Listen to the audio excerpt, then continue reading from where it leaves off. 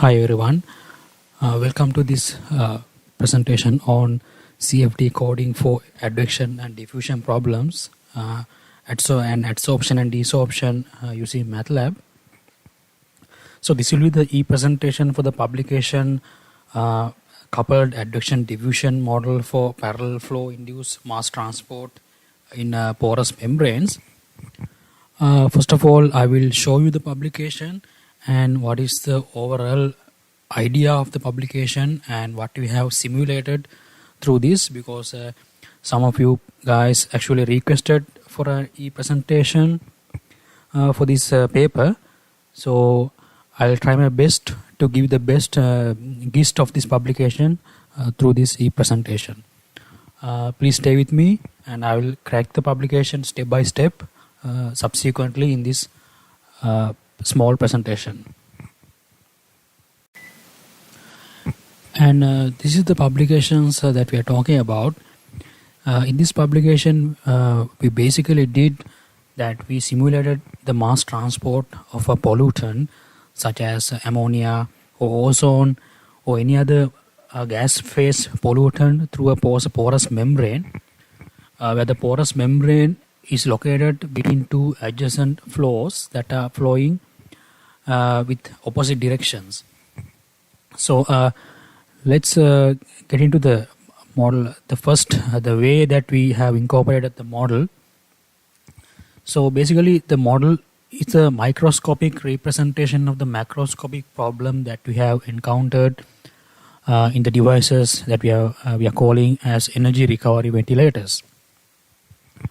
So in energy recovery ventilators, so basically what we are doing is we are facilitating both heat and mass transfer between two air streams that are flowing opposite to each other.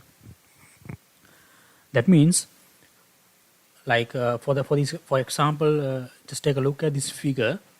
So we have fresh air. This is the energy recovery ventilator. This is a device, and this device has a part called the core. This core is made from membranes, and the membranes are very closely packed, and it is allowing some air to flow through between each membranes, and we call these passages as flow channels. So basically the operation is, we are taking fresh air from outside and we are allowing this fresh air to flow through the membrane core, and it will be flow to the indoors. And again we are taking indoor air from this port and we are sending it through the core, and we are sending it to the outdoors. So when this process is occurring, because the membranes are actually separating these flows, there is a possibility of mass transport and also heat transport. So we are not considering about simulating how heat is getting transported in this publication.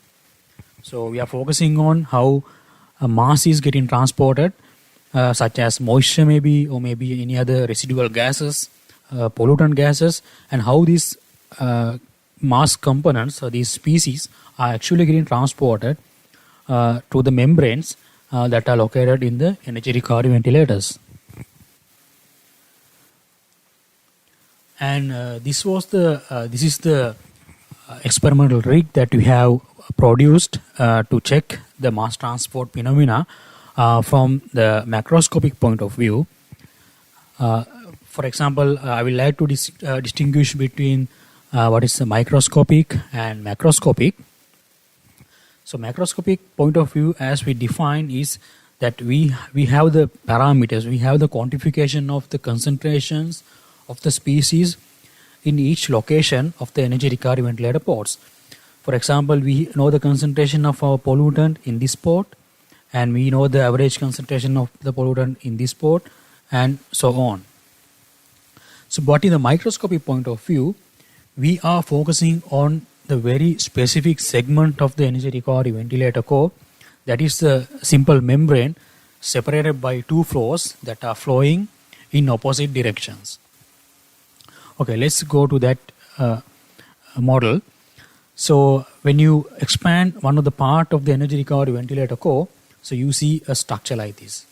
So these are membranes separated by flow channels, and you can see now one flow is coming in this way and flowing in their respective channels, and the other flow is coming in the opposite direction. Actually, in this figure it is in the same direction, but actually it is happening in the opposite direction. It is coming this way and flowing through the membrane core, and because of that opposite kind of flow, even though it happens to the parallel flow, but as the design of the energy recovery ventilator, this opposite flow produces the mass transfer between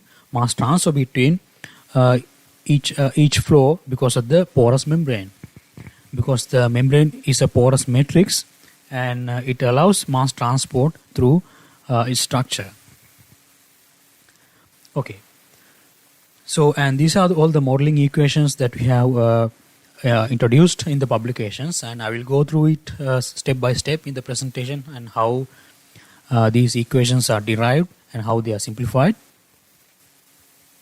And I will not explain how in this presentation how Monte Carlo simulation results work for getting the effective diffusion coefficients of the membrane.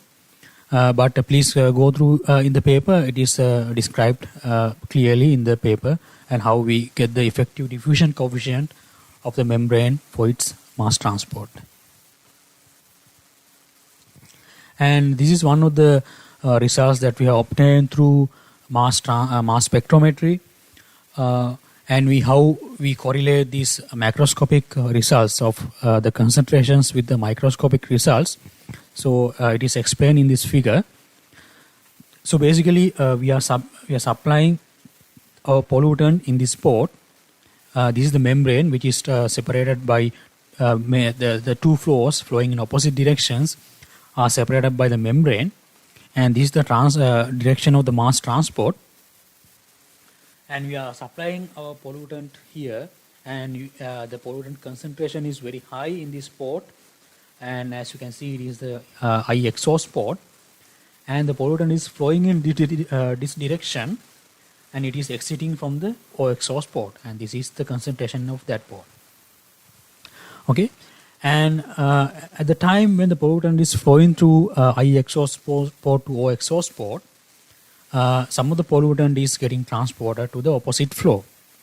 So the flow is in the bottom channel is occurring in right to left. So the flow, the mass is getting transported and getting diffused to the membrane, and it is getting released to the bottom channel, and it is flowing in this direction.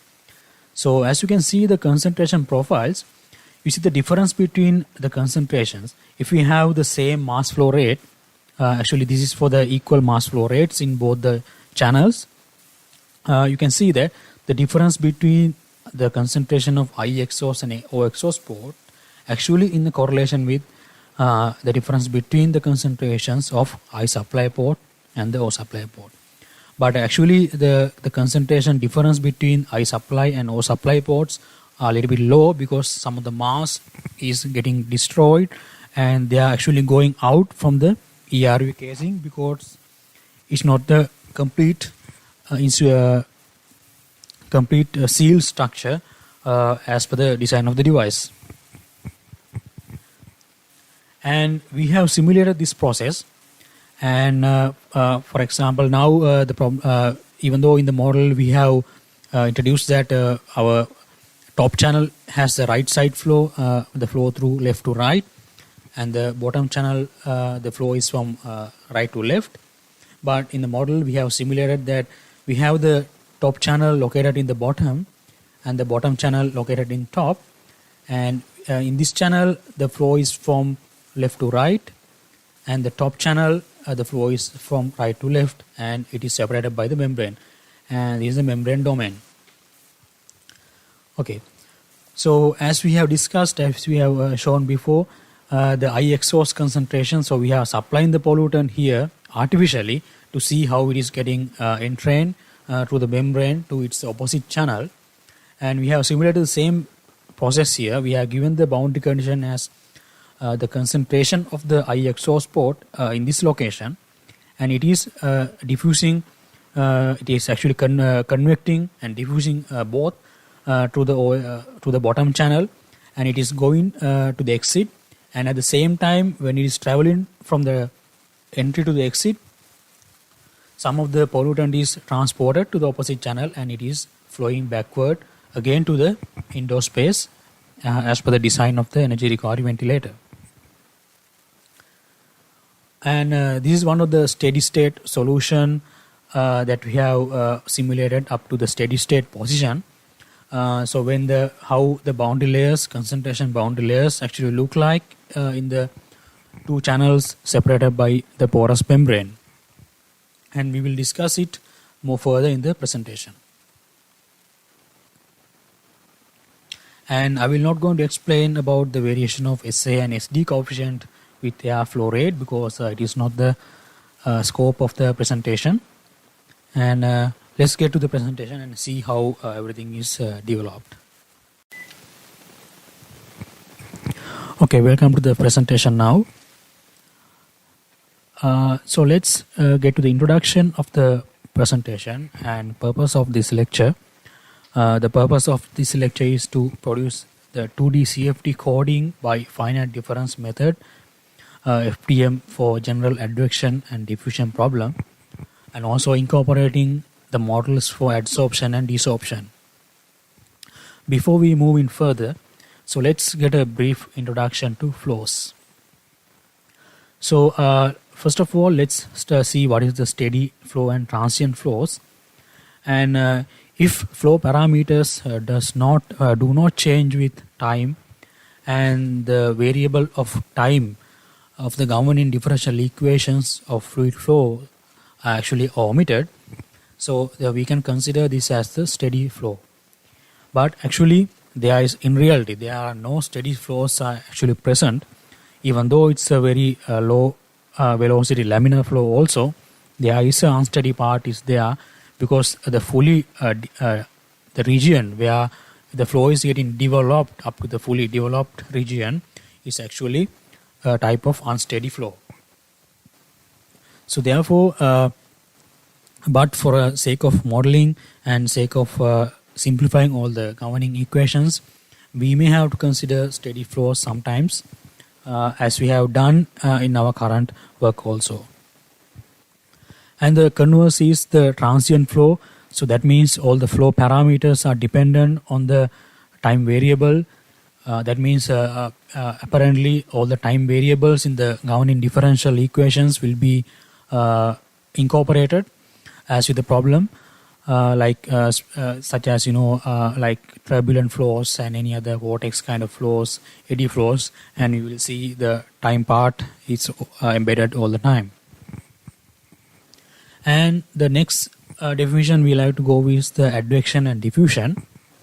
Let's talk about advection and diffusion in the mass transport perspective.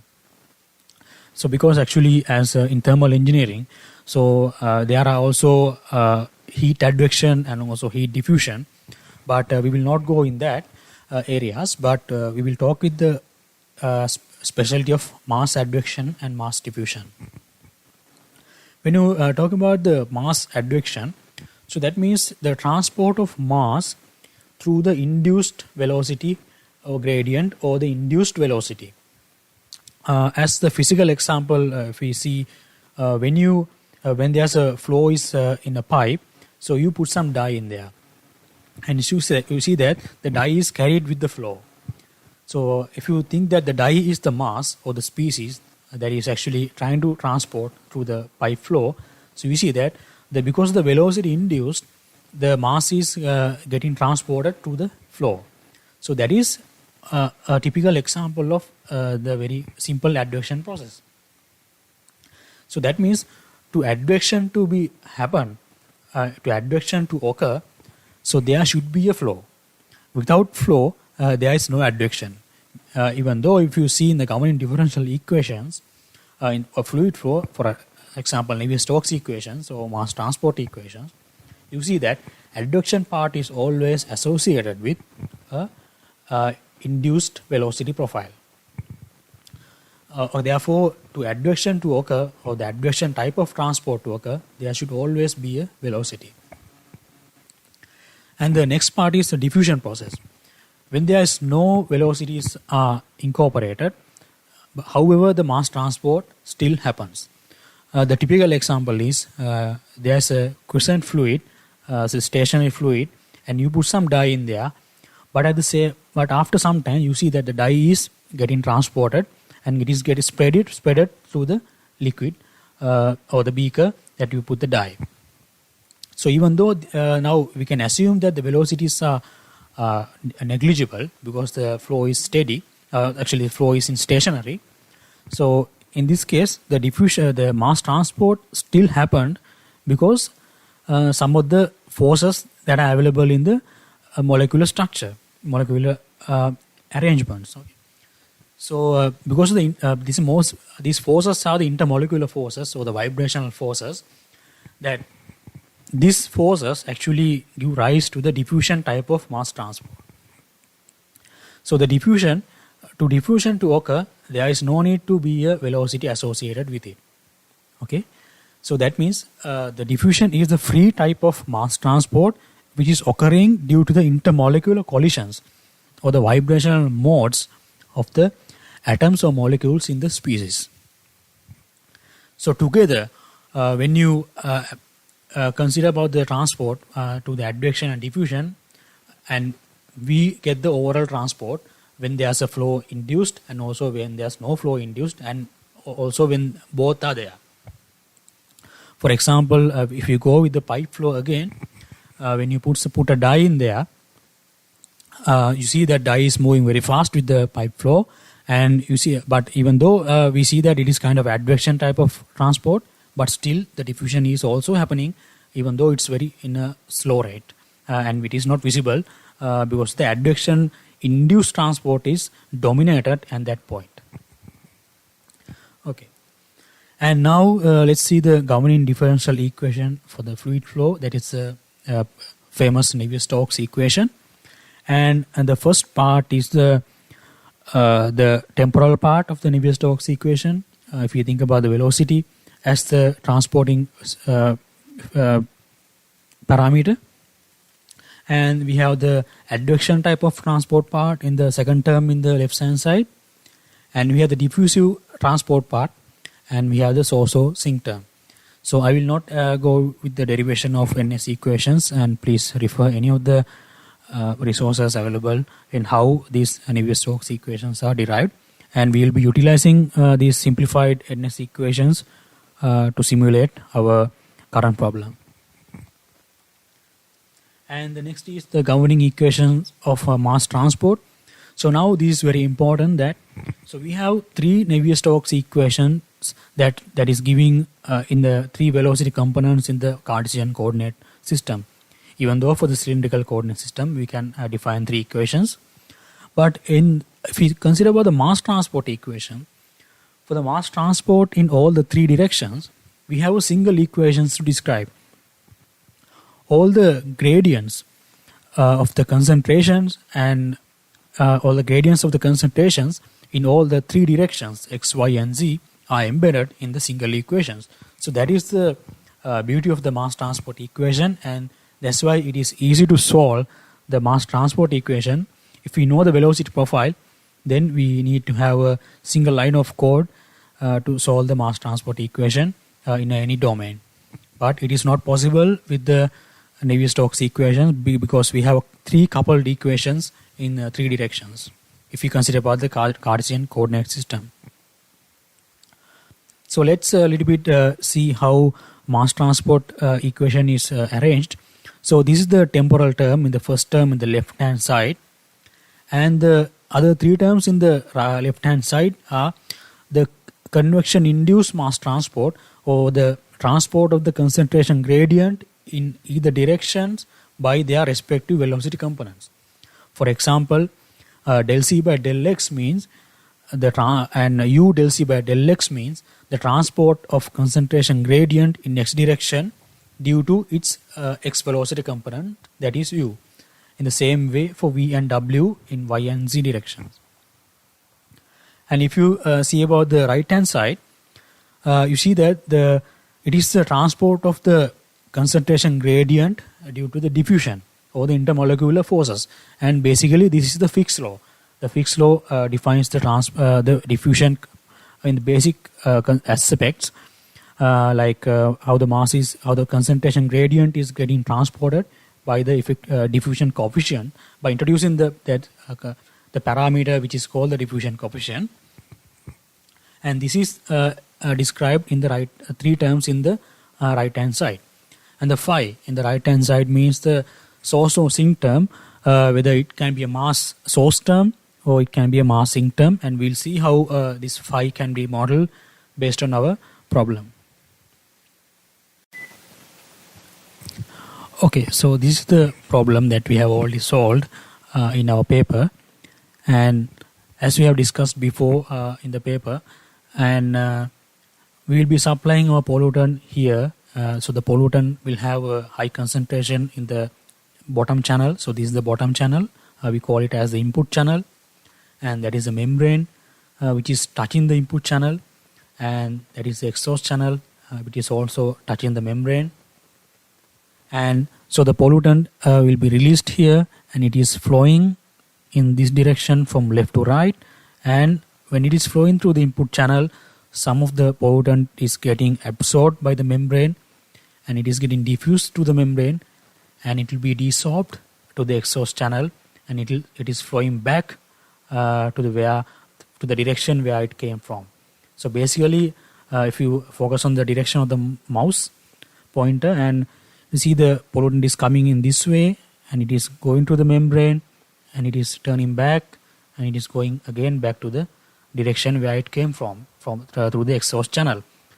So the sum of the constant mass of the pollutant that we are supplying to the inlet channel. Okay, so this is the physical phenomena that is occurring, that we have modeled by a block diagram. So actually the direction of the pollutant, it should be in the left side, not from the right side. So basically it should come from this way and go with the membrane, and it is must flow in the left side, as it is not actually correct in this figure. It should go in the left side. Okay, let's see how we model this phenomena. So basically the velocity profiles in the channels, we have obtained it from the Navier-Stokes equations by simplifying the Navier-Stokes equation for a specific case. So I think you have heard about the Poiseuille flow. The Poiseuille flow occurs when there is the flows with a very low velocity flowing through a channel which is separated by two plates. So the velocity profile in this type of channel is parabolic, and also because of the low Reynolds numbers, we can neglect the turbulent terms, and after that we can simplify the Navier-Stokes equation for a parabolic profile as we have written here. That is u is equal to 1 by 8 mu del p by del x 1 minus 4 y square by h square. So basically mu means the kinematic viscosity of the fluid, and del p by del x is the induced pressure gradient between the inlet and exit, and 1 minus 4 y square by h square. So y square is the height measured from the bottom plate to the towards the top plate of the channel, and the h means the difference of height between the channel. That means the channel height. So from this one, so you put in different values for y, starting from 0 to h, starting from 0 to and ending from h. So we can get different u values of the velocity, that is the velocity flowing in x direction of the channel, and we can get that parabolic velocity profile, and we'll see it how it is done in the code. And I will actually show you the code of this entire simulation, so you can actually copy and paste it in the MATLAB, and you can run the simulation. And also I would like to do another video maybe later on describing how to do the coding for such problem, and how to do the coding for explicit FDM method to CFD problems. And so that's the way we get the parabolic velocity profile. And after that, now we have solved the Navier-Stokes equations to get the velocity profile. And also it is important to note that so we are doing the 2D simulation, and so therefore the z component of the velocity, that is w, is avoided. And also, even though it is a 2D simulation, we have the two velocity components, u and v. So and you can definitely learn how we neglect the v velocity profile in this kind of flows. That means laminar flows that are flowing through very narrow channels, and how this v velocity component is neglected, and how this v advection terms are actually dropped in the mass transport equations, because we are neglecting the v velocity component in the vertical direction of the flow due to specific reasons. And please study the Poiseuille flow, how this Poiseuille flow is derived with neglecting v velocity component. And now the 3D advection diffusion equations, as we have discussed in the former slide. Now we have simplified this the very big equations for simple 4 terms, and let's see how we simplify that. So we have the temporal term. It is keeping as same, because we are actually going to do a transient type of mass flow simulations. So we are keeping the temporal term, and we have only the x advection term in x direction, because see, we have a u velocity component, and we know the velocity is on u direction, and we are neglected the v velocity component.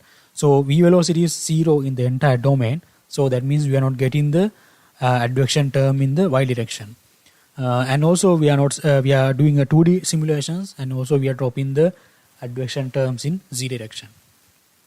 So we are only left with the advection term in the u direction. So to get the advection term, values of the u direction, so we need to have the velocity of each and every cell of the simulation domain, and we need to know the concentration gradient of the species that are flowing in the x direction.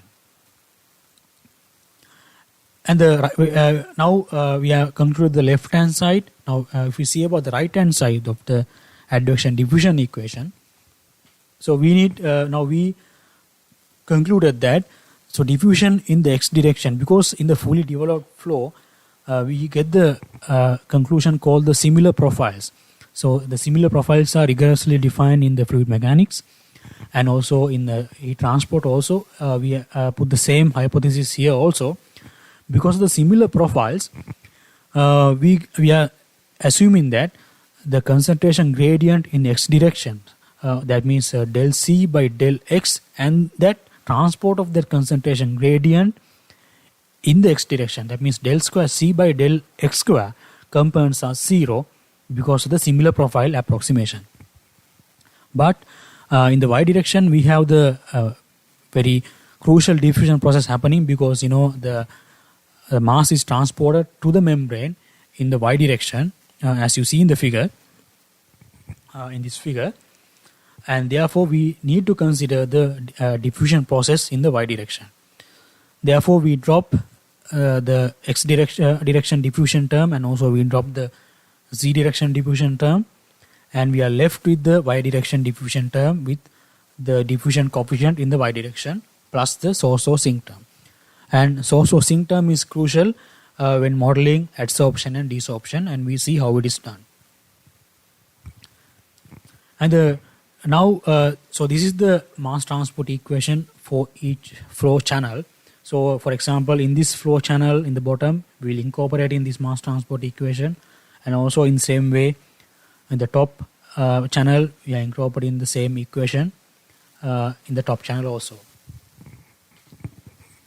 So now when we are modeling of the mass transport in the membrane, so we are assuming that the membrane is advection free. That means even though there are some of the flow velocities incorporated in the pores in the membrane, so assuming that they are negligible with compared to the diffusion process, so we dropped all the advective terms in the left hand side of the mass transport equation, and we are left with the temporal term del c by del t when we write the diffusion total mass transport equation for the membrane. When you think about the right hand side, so in the membrane we can't get an approximation about the order of magnitude of the diffusion in x and y direction. Therefore, we have to keep both the diffusion terms in the x and y directions of the membrane, that is in x direction here and y direction in the top for the vertical direction. And we have to keep these diffusion terms, and we are neglecting the z direction term because it's a 2D problem. And we are keeping the mass source or sink term here because it is important in the adsorption and desorption. Okay, now let's see how the modeling of adsorption and desorption is done by the use of mass of sink term. For example, now we know the mass transport equation for the inlet and exit channels. So we know that when the mass, then species touches the membrane, so it is absorbing the mass of the species to the membrane. So that will create the sink of mass for the advection diffusion term in the inlet channel. So because the mass is getting absorbed by the membrane from the inlet channel, so therefore we model it by a adsorption term by phi is equal to SA CA. So SA means the adsorption coefficient and C means the concentration of the adjacent cell to the membrane, and A is the surface area incorporated in the mass transport. And we will see in detail what is the how we can incorporate C in our model and what is the A also. And this approach is introduced by the publication Corsi et al. Sorptive interaction between VOCs and indoor materials. And I'll encourage you to go and study. Please refer to this publication to see how this concept is derived. So that is how we model the sink term, and this phi will be incorporated in the inlet channel for the phi term as with a negative sign. Okay, and now we know that the membrane is transporting the pollutant and it is releasing the pollutant to the exhaust channel or the exit channel in the top. So now we know that for the exit channel, the phi term is actually acting as a source because the membrane is desorpting the mass to the exit channel. So that means we can model the phi term as SD C membrane into A. That means SD is the desorption coefficient and C membrane is the concentration of the species in the adjacent cell of the membrane to the exit channel plus the area associated with mass transfer. And we'll see how it is done in the discretized model. And also we have to focus on the boundary conditions. So we have to specify the boundary conditions in the inlet channel. And so in the channel inlet, the boundary condition is the species introduction or source. That is, we are talking about this. We are talking about this one. And the fluid membrane interface in the inlet channel. That means this location. That means the interface between the membrane and the inlet channel, and channel exit also. So basically in this case we are not defining the exit channel boundary conditions, but we actually giving the periodic boundary conditions. I will explain you what is the periodic boundary conditions in a moment when we discuss about the discretized model. And that is the boundary condition that we have to specify for the inlet channel. And we focus on the boundary conditions for the membrane. So we have to specify the dynamic boundary conditions for inlet fluid membrane interface, that is here in the bottom surface, and exit fluid membrane interface, that is the top surface, and the non-diffusive side. So the non-diffusive side, that means the left and right sides of the membrane. So we are assuming that they are not diffusing and they are perfectly insulated, and we will set the boundary conditions to that surface also.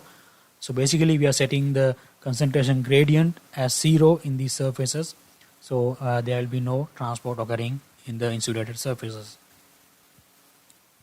And if we talk about the exit channel, and we have to specify the membrane concentration at the membrane fluid interface, and also we have to specify the diffusion, some of the periodic boundary conditions in the channel exit also.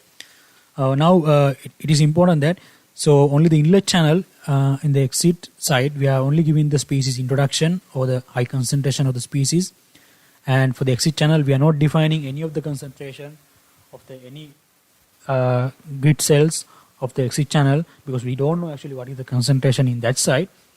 However, we are initializing the matrices of this exit channel by defining the basic atmospheric concentration of the pollutant that we are considering in order to keep the cells out of zero. So if we keep the cells in zero, so that will create some problems in numerical simulations. So we will discuss in further.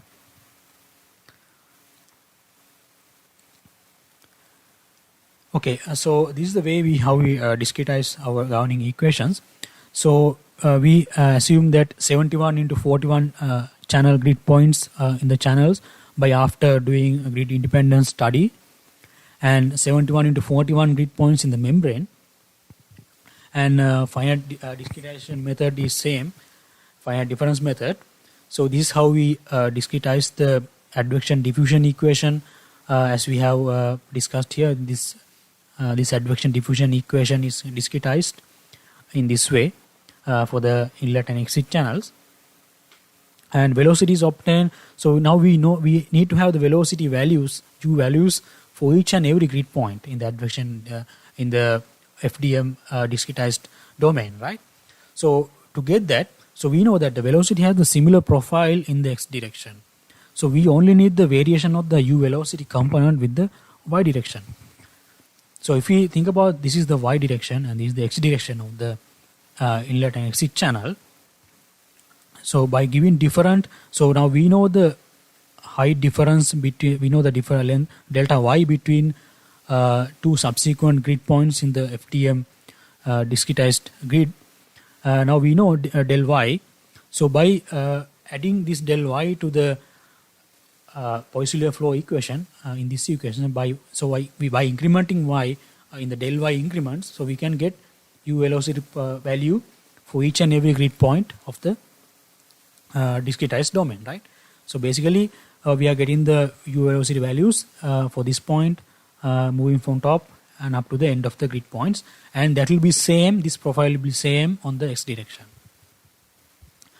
Okay, and now discretization of the diffusion equation for the membrane is done in same way. This is the actually the two types of derivatives. That means second derivatives we discretize from the central differential scheme, and the first derivative is also with the central differential scheme. So while if you are new to the FDM differential schemes, please I will encourage you to go and study these FDM methods. There are very good publications available to study. The Versteeg and Mallasekara is one of the greatest book that you can study how finite differential method actually taking place.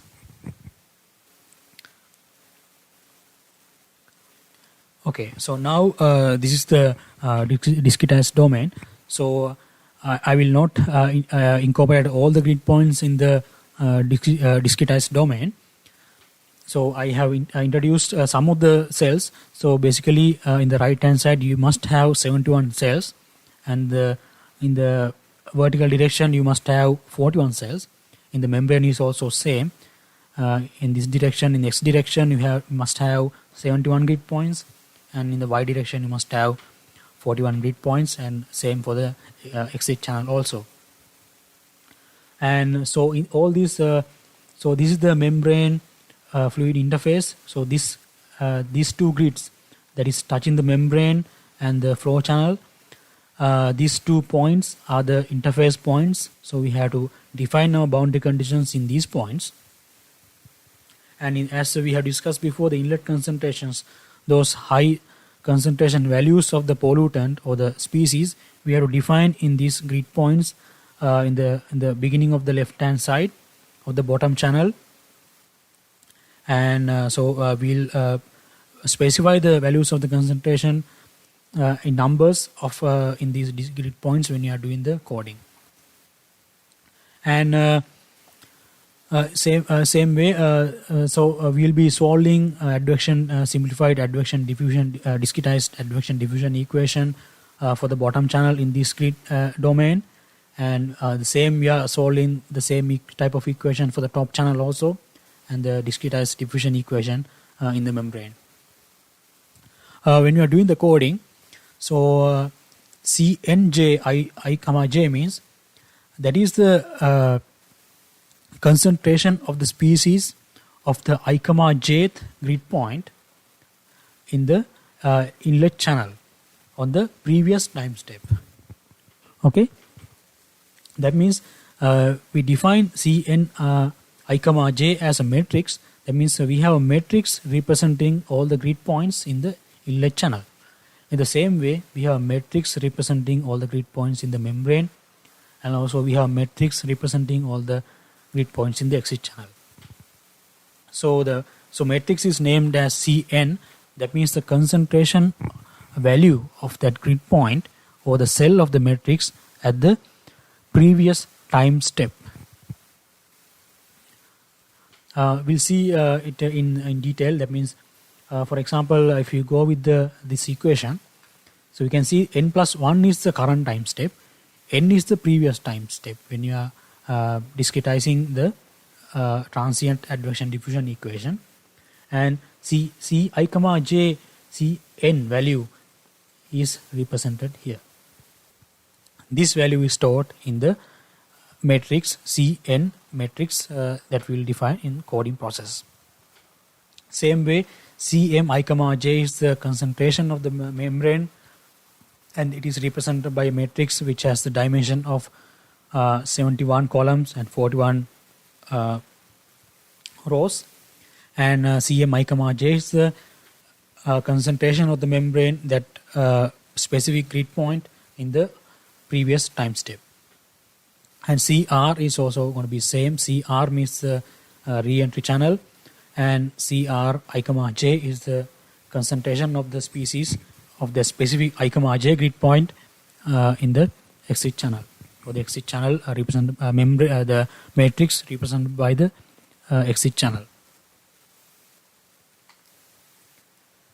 And so if we see about the physical interpretation of the simulation.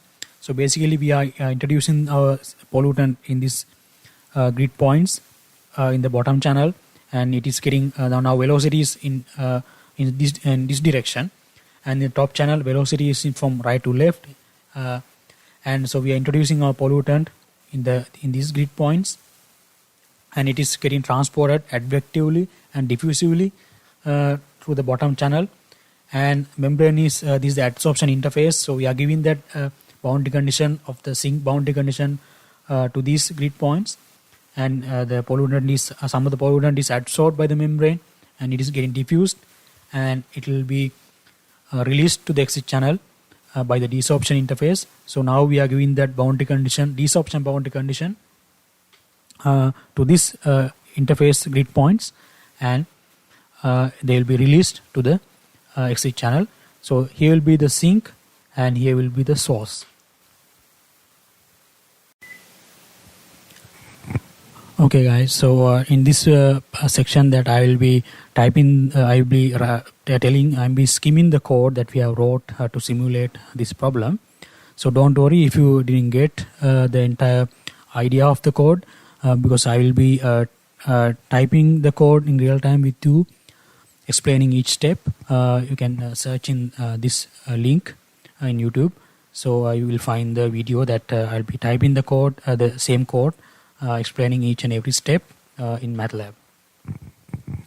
Okay, so the first section, so we will be introducing, and first and second sections actually we will be introducing all the initializing parameters, and we are introducing all the diffusion coefficients, and I will tell you what is these dt, d, and everything in when you see in the real time coding in the MATLAB in this link. And how this is the velocity profile, that is simple Excel reading of simple Excel sheet. We have stored the velocity profile in y direction in the same way that I have explained you before. and specifying grid points, initializing matrices. All these parts are done in section 1 and 2. In section 3, basically we are trying to plot a live concentration variation contour plot. So when how the concentration is changing with time in a lively manner. So to do that, you need have the MATLAB function called the curve and animated line. So please, if you have time, please refer to more information in MATLAB libraries on how these MATLAB help desk on how these animated lines are actually used to do real-time plots.